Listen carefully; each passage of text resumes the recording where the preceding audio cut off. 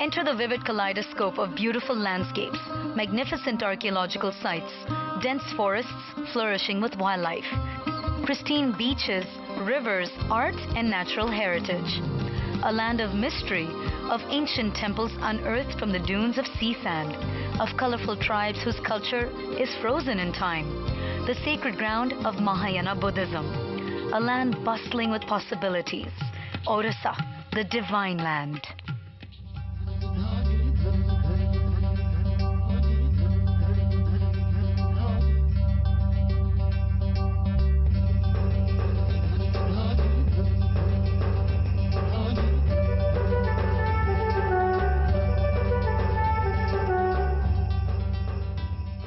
Hi, I'm Kim Jagtiani and I am here in Odisha.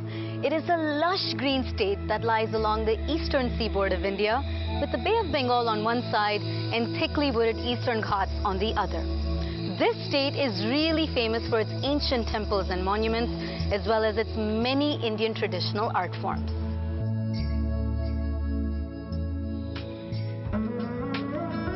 I'm here in Odisha for the next couple of weeks to explore this diverse and vibrant state. During this time, I plan to travel extensively and see as many places as possible. And today, I'm starting my journey from Konark, which is one of the most famous destinations here.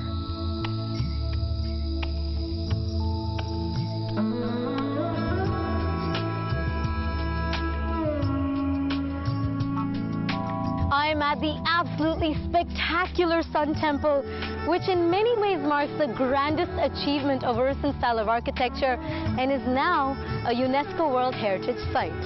This temple is about 3 kilometers from the sea, but originally at one time the ocean almost came up to its base. In fact, European sailors even referred to it as the Black Pagoda and also used it as a navigational point.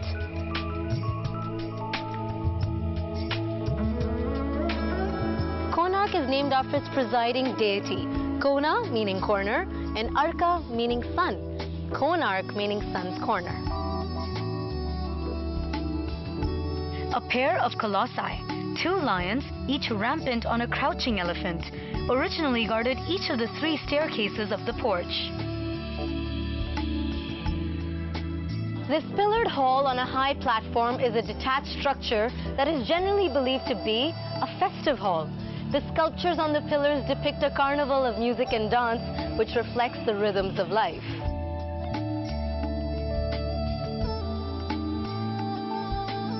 A modern flight of steps leads up to the sanctum.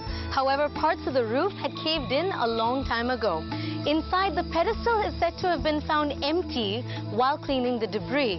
It is said that the deity has been moved to the Jagannath temple because the structure is now extremely weak and has been filled with sand and sealed on all sides to prevent further damage and collapse.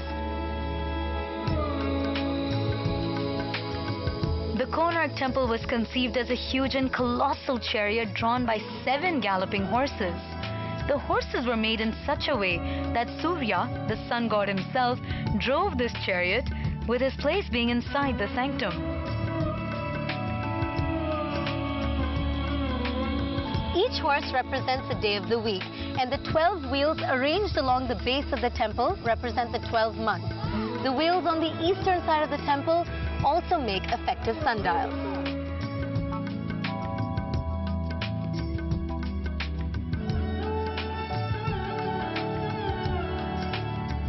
There are many amorous couple themes carved on these temple walls.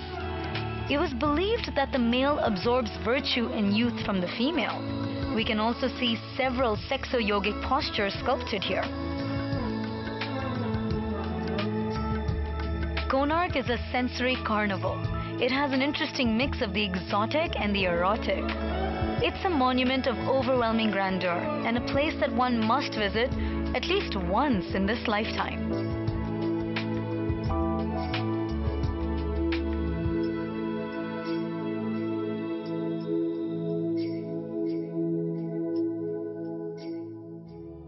From here, I'm headed to Puri, which is about 35 kilometers away. Puri is considered to be one of the 4 most sacred pilgrimage spots for Hindus and has been so for centuries. Known to be the seat of Lord Jagannath, who is also known to be the Lord of the universe, Puri attracts millions of devotees around the year.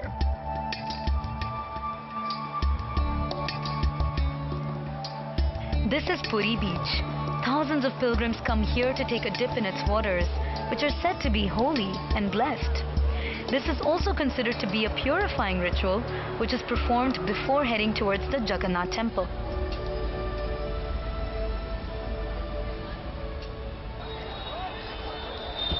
Jagannath Temple is the largest temple in the state, covering an area of over 10 acres. Within the compound is like a universe in itself. There are over 6,000 temple servitors, and the temple kitchen is one of the biggest in the world, serving over 10,000 people daily.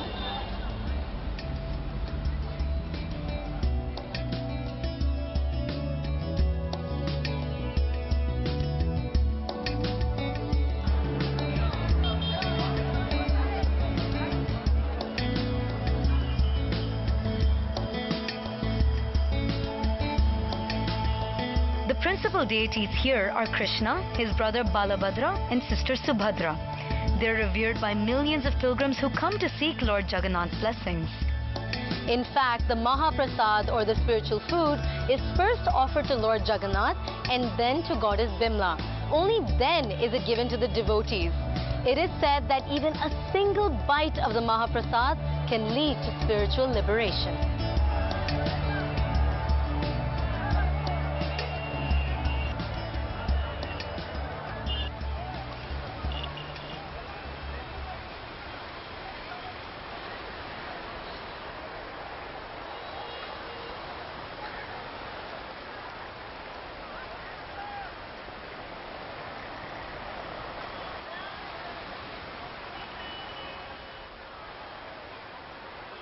It's a beautiful evening on Puri Beach. A lot of families out here enjoying the sunset, taking camel rides, horse rides, playing with their children. There are fishermen coming in with their catch of the day. But all this you can pretty much find anywhere in India. What's really unusual on Puri Beach is that sculptors get together to turn this place into an open-air art gallery.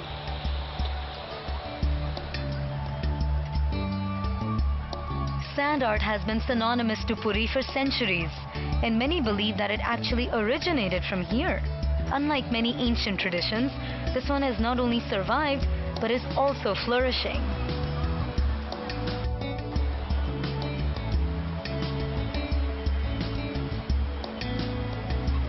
This beach has a really unique charm of its own.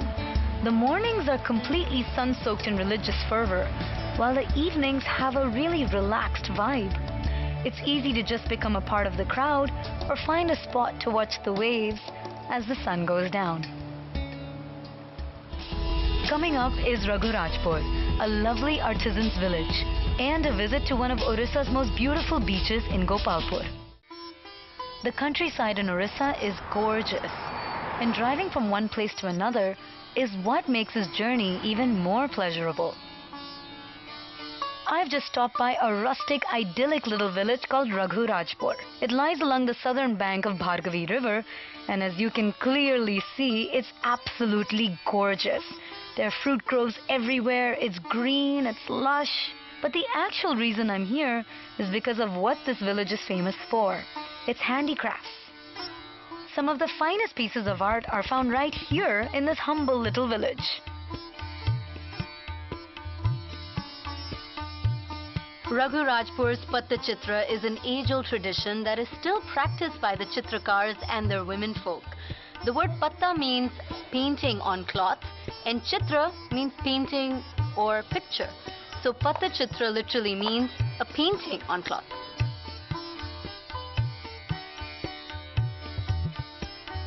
These Chitrakars or painters first settled in Raghurajpur around the 12th century, and that's about the same time Jagannath temple was being constructed. In fact, there's a close link between the temple and the Chitrakars because they actually helped the ritualistic activities of Lord Jagannath, especially during the Rath Yatra.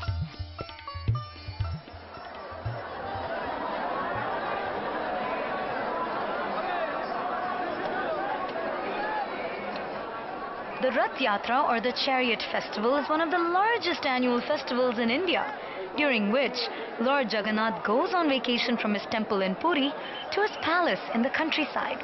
He's accompanied by his sister Subhadra and brother Balabhadra.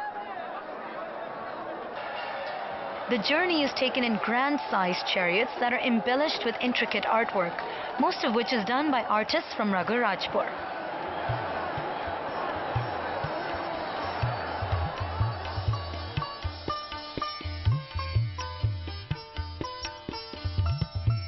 Right here in Raghurajpur are also a handful of artists who are trying against all odds to keep the ancient Indian game of Ganjappa alive. Ganjappa, or the game of cards, was once a pastime of the royalty and was ranked higher than chess and dice. Researchers believe that Ganjappa was brought to India by the Mughals, and ever since, many different variations have been developed.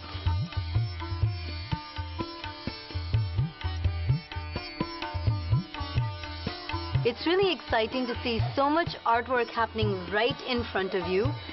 I can't take any of this for granted ever again. Look at how much work and time and effort that goes into the littlest thing. This painter has a really steady hand, and he's painting the idols of Lord Jagannath, his sister Subhadra, and his brother Balabhadra.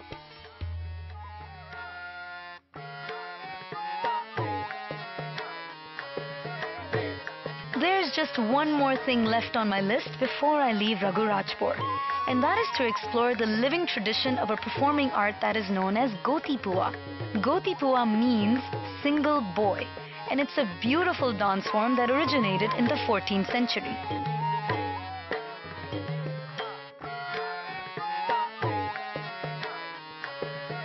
It's here in Raghurajpur that one can find some of the best Gotipua gurukuls. Young boys from neighboring villages are sent to the Gurukul to seek training directly from the Guru. The boys need to be at least 4 years old and go through rigorous training for several years before they can become a Gotipua dancer.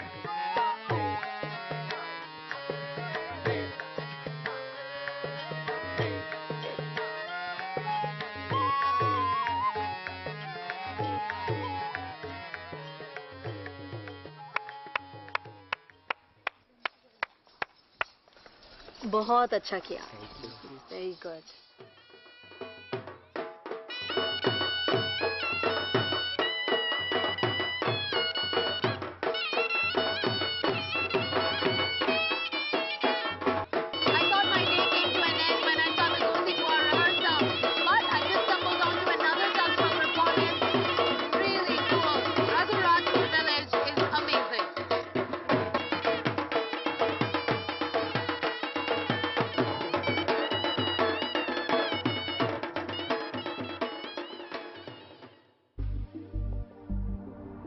I'm now on my way to the eastern coast of Odisha, which is famous for its beautiful beaches.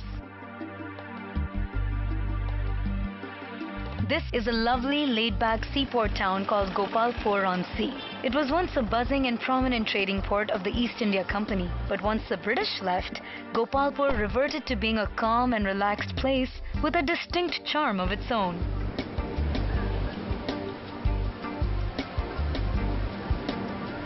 This town is famous for having one of the most pristine beaches in Odisha. But don't expect to find sunbathers or cool shacks around here. This place is purely for people who love serenity, the ocean, and peace.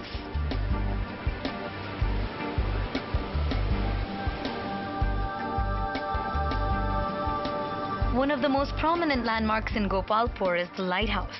It's 42 meters high and was built in 1871 for assisting coastal shipping between Rangoon and the Coromandel coast. After all of these years, the lighthouse still functions properly. In fact, it's also become a sort of a major tourist attraction here.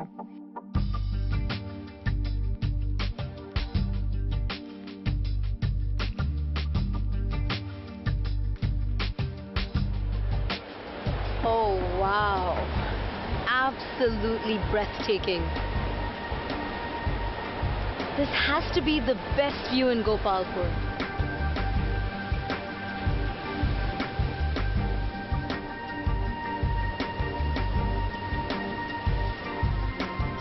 From here, we can get a 360-degree view of Gopalpur and can see a small portion of Chilika Lake.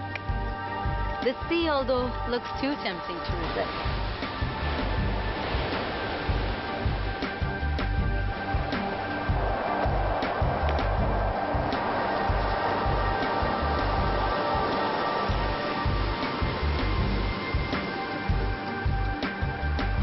This place is perfect to have really long walks. And if you walk long enough, you could reach the old jetty right here.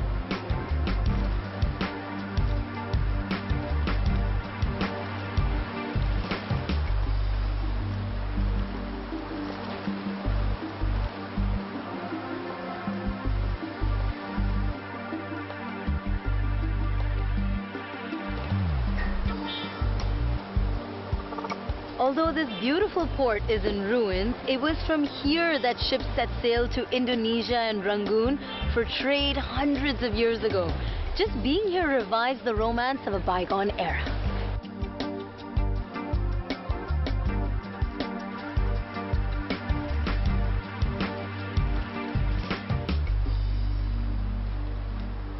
Stay tuned. I'm going to visit the ancient temples in Bhubaneswar, and then I'm off to the stunning Chilika Lake.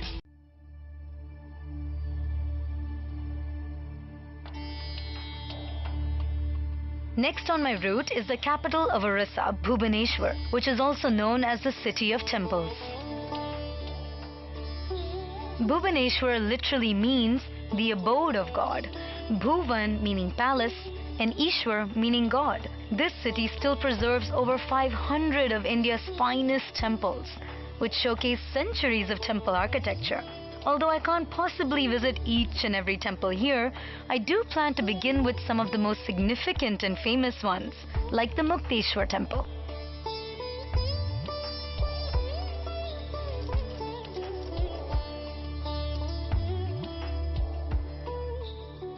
The small and elegant Mukteshwar temple dates back to 950 AD, and it is often referred to as the miniature gem of Odishan architecture.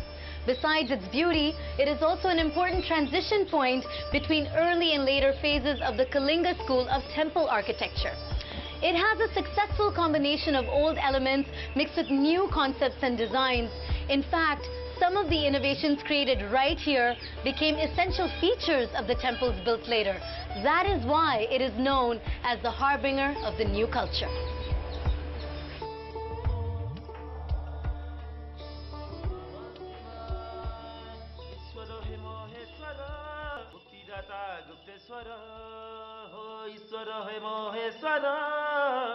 Muktidata Gupteswara Asiti Ajimu Mandire Dukha Nivarina Zaire Om Namah Shivaya Om Namah Shivaya.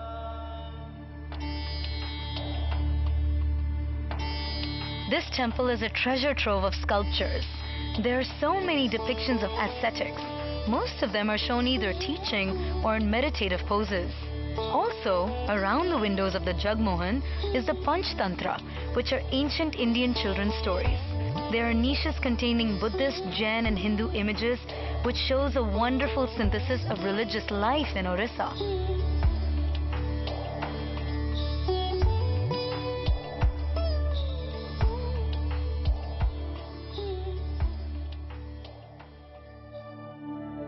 Next on my temple trail is the great Lingaraj temple dedicated to Lord Shiva. It was built in the 11th century and apparently soars over the city.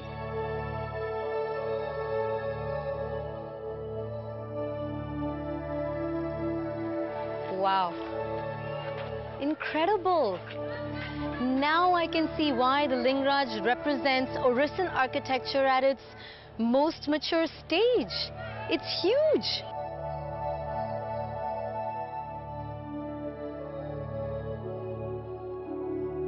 Unlike many of the other temples in Bhubaneswar, the Lingaraj is still a place of active worship.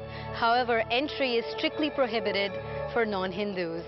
This viewing platform comes in handy for tourists and non-Hindus, and this is also the best place to enjoy the view of the temple.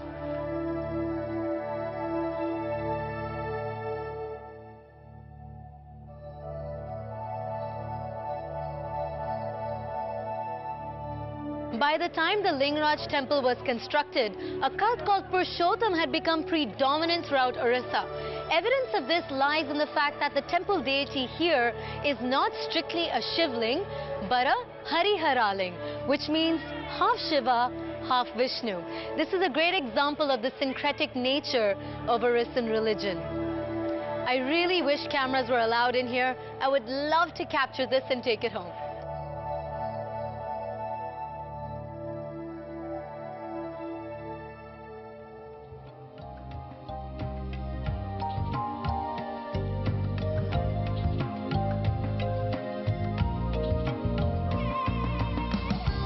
Later that night, after exploring the city, I decided it was time to try a proper Oriya meal. I'd heard a lot about the traditional cuisine at the Mayfair Lagoon and dropped by to grab a bite.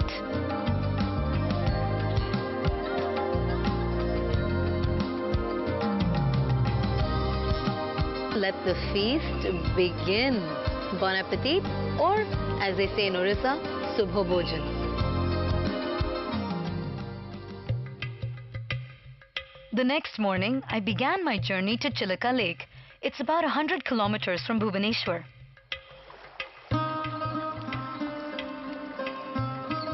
I've just arrived in Chilika, and now that I'm actually here, I can understand what everyone meant when they said, this lagoon is absolutely massive. And it is, in fact, it's Asia's largest brackish water lagoon, covering an area of over 1,100 square kilometers.